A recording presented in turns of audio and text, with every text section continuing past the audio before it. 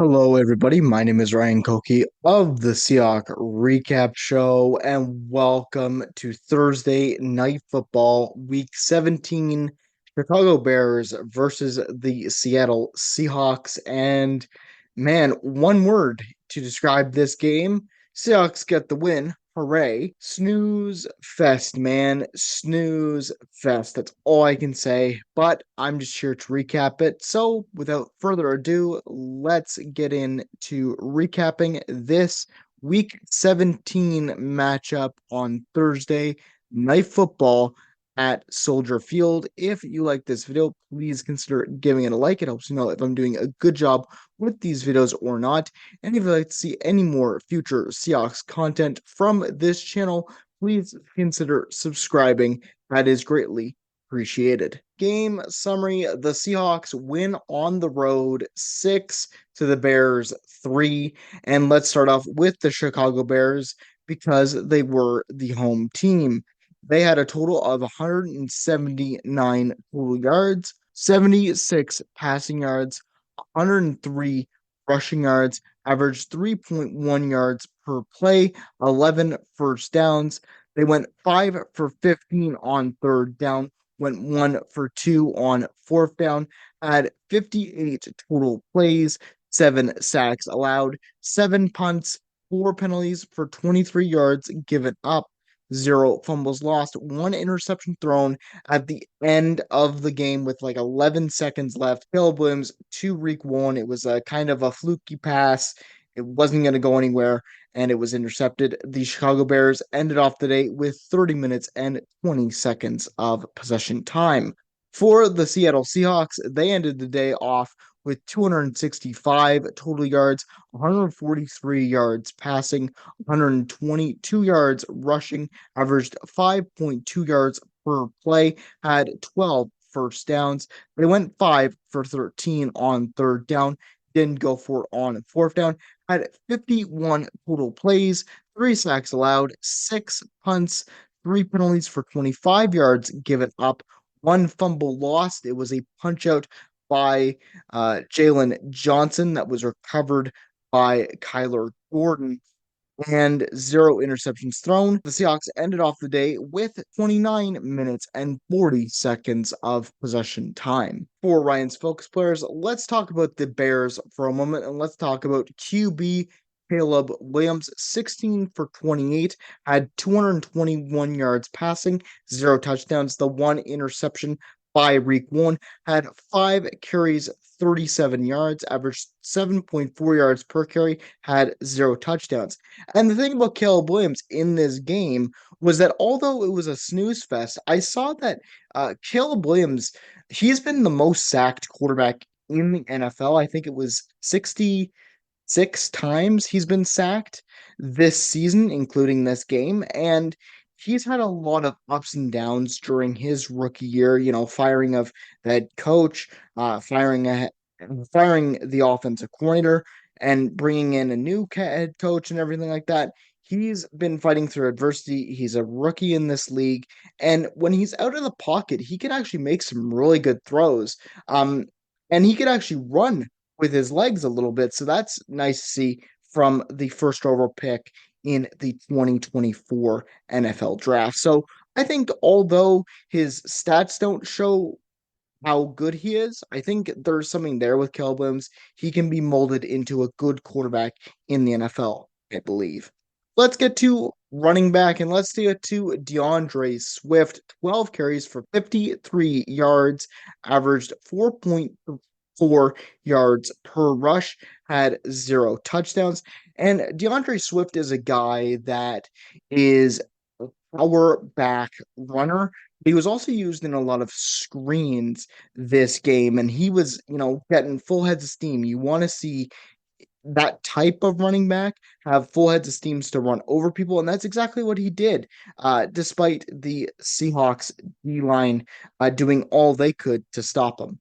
So good game from DeAndre Swift. And let's get to wide receiver DJ Moore. 6 receptions, 54 yards, average 9 yards per reception, 0 touchdowns.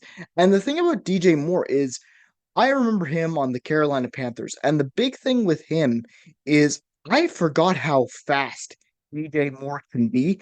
He was getting a lot of yards after catch, and that's how his career has gone ever since he was a Carolina Panther, and he continues it here, and I was expecting a lot more from this Bears offense, but the Seahawks defense really clamped down on these wide receivers. Nonetheless, though, it was a good game from DJ Moore. Let's get to the Bears defense and let's get to D lineman Daryl Taylor, former Seahawk, three solo tackles, one assisted, one sack, one forced fumble on Geno Smith. And Daryl Taylor for the Seahawks was never really a bad player. He was always good at getting sacks. He has 23.5 sacks in his 4-year career, but he was terrible in run defense for the Seahawks. Now he's found a new home in Chicago and he's getting a lot more playing time. And you can see how Daryl Taylor's technique was really helpful in this game to get Geno Smith down to the ground and force a fumble on him in, I believe, the third drive of the game. It's nice to see Daryl Taylor getting some more playing time for a team that actually really needs him. Good game from Daryl Taylor. Let's get to DB and let's get to the cornerstone Jalen Johnson. 4 solo tackles, one assisted, 0 sacks, one forced fumble. This happened in the third quarter. I believe it was 1 minute 33. And this was just a simple punch out on Farrell Brown. A lot of screens in this game from both offenses. But Jalen Johnson is a guy that is known for his excellent zone coverage, but he's also a guy that's not afraid to get down dirty and punch balls out like he just did there. And the fumble was picked up by Kyler Gordon. So a good game from Jalen Johnson, a real leader for the Chicago Bears defense. Let's get to linebacker now, and let's get to Tremaine Edmonds. 4 solo tackles, two assisted, 0 sacks, 0 interceptions. Could have had an interception on the first drive of the game for the Seahawks. Luckily, he did drop it.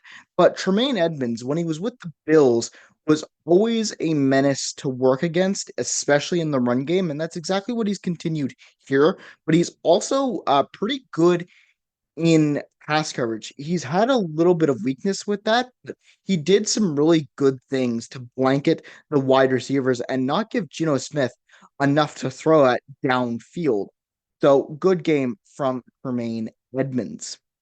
Let's get to the Seahawks and let's get to QB Geno Smith. 17 for 23, 160 yards passing, 0 touchdowns, 0 interceptions. And man, Geno Smith, although he had a clean stat sheet in terms of turnovers, he really didn't seem like himself out there in Soldier Field. And that's why I call it a snooze fest, because you look at Geno Smith and what he's been doing all season long. He's usually throwing bombs downfield. He's not a guy that would drop it off to checkdowns a lot, but he had to in this game. And, I know his knee is really affecting him. It's still been affecting him ever since the Seahawks took on the Packers. But man, Geno Smith keeps it clean, and he is really just a game manager trying to get into places where Jason Myers could eventually kick those 2 field goals to lead to victory. So, although it's not the flashiest game from Geno Smith, and he didn't really have to do much, it's still a pretty good game from the QB of the Seahawks. Let's get to running back and let's get to Zach Charbonnet. 15 carries, 57 yards, average 3.8 yards per carry, 0 touchdowns. And honestly, I don't know what it is about Brian Grubb's offense, but Zach Charbonnet as a running back looks to be a running back that Ryan Grubb really likes in between the tackles. And I'm finding that more and more when Zach Charbonnet is on the field, he gets some big numbers in this Ryan Grubb offense. And he showed up here, carrying the workload with Kenneth Walker out. Kenny McIntosh had a couple carries in there. He had a good game himself. But I think Zach Charbonnet is a guy that when Kenneth Walker is out, he can carry the load and put in some really good performances. So, good game from Zach Charbonnet, even though he didn't get a touchdown in this game. Let's talk about the tight end for a moment. Noah Fant, 4 receptions, 43 yards, averaged 10.8 yards per reception, 0 touchdowns. And this is where Geno Smith got most of his yardage in the quick passing game. And usually you would see the screens. Usually you see wide receiver screens. Jackson Smith and Jigba usually gets those because he's a man on a mission. But no offense, another guy in this room, another weapon for Geno Smith to utilize, and he did that so effectively, considering Geno was not throwing the ball downfield like he normally does. Using a tight end like Noah Fant is so imperative to the success of the Seahawks, and it worked out great here. Noah Fant had some really good ability with run after the catch in this game that gave the Seahawks enough to just put them into field goal range to knock it through and let the defense do the rest for the Seahawks. Speaking of defense, let's get to the stars of the show, the Seahawks defense. Let's get to D lineman Leonard Williams, 5 solo tackles, 0 assisted, 2 sacks, 0 forced fumbles, but Leonard Williams is such a beast. And when he is playing well, this Seahawks defense is great. And they showed up here against the Bears. Leonard Williams showed up today getting the 2 sacks, and he was double teamed a lot in this game. I believe on the broadcast, Al Michaels said he was double teamed 12 times. I believe is the end result. And he was still able to get pressure and get those 2 sacks. So good game from Leonard Williams, stopping DeAndre Swift and company from getting the run game going for the Bears. Let's get to another guy I really wanted to talk about. Cornerback Devin Witherspoon, 6 solo tackles, 0 assisted, 1 sack, no interceptions. But Devin Witherspoon was crucial in this game for stopping Keenan Allen. He was crucial in stopping DJ Moore on some plays there because the Bears really liked running their wide receiver screens, and he was always there to make up big plays and try and tackle in the open field, which is one of his biggest strengths. So great game from Devin Witherspoon, always a competitor and one of the best corners that the Seahawks have in their arsenal. And let's get to linebacker Inchenna Nwosu. Welcome back to the lineup. 3 solo tackles, 1 assisted, 1 sack, 0 interceptions. And Inchenna Nwosu's been back since week 15 of this season. He's had a handful of injuries this season that's taken him out of the lineup and put him on IR and things like that. But he gets a sack in this one, and it's so nice to have Inchenna Nwosu back. We know what he did on the Chargers. He's just been a little injury prone with the Seahawks, and it's so nice to see him back on the field and playing well in this game. Good game from Inchenna Nwosu, getting pressure on Caleb Williams. It's just a thing of beauty. Hope he can stay healthy for the rest of the year. Finally, let's get to Ryan's final thoughts. What went well? Well, the Seahawks won the game. So good to see the run game working under Zach Charbonnet. Defense showed up in a big way, getting 7 sacks to lead to this victory. And honestly, that's all it was, man. Good defensive performance. Again, don't know where the offense went, but thank the Lord for Jason Myers, getting those 6 points, having a reliable kicker like Jason Myers on the roster for as many years as I can remember. He's been such a good clutch kicker in moments when we needed him to be, and good thing we have him. What to improve on? I don't know where the offense was in this game. Throughout the season, we're used to seeing Geno Smith throw the ball downfield, and that just wasn't the case in this game. Usually, he's able to sling the rock like no other. In this game, he looked a little bit flat. Again, he got stuck in the pocket, but he was able to move around and things like that. It was just one of the weirdest games I've seen from him because he was relying on run after the catch. He was relying on his checkdowns, and his air yards after this game, I believe, was 2.4 air yards. So he was relying a lot on run after catch. So I hope he's okay. I know he's been dealing still with the lingering knee issue that he suffered, but win's a win, man. I'll take it. My final thoughts. Overall, I gotta say that this was a really boring game to watch. Only 9 points. That's really boring, and all the points came in the first half. Glad to see the Seahawks got the win, and now we just need the Rams to lose on Saturday against the Cardinals. Then it just comes down to the Seahawks beating the Rams in week 18 to make the playoffs. Our playoff chances are still alive in this fight. Glad to see the win, even though the game was a snooze fest. For the Bears, you guys at least kept it close.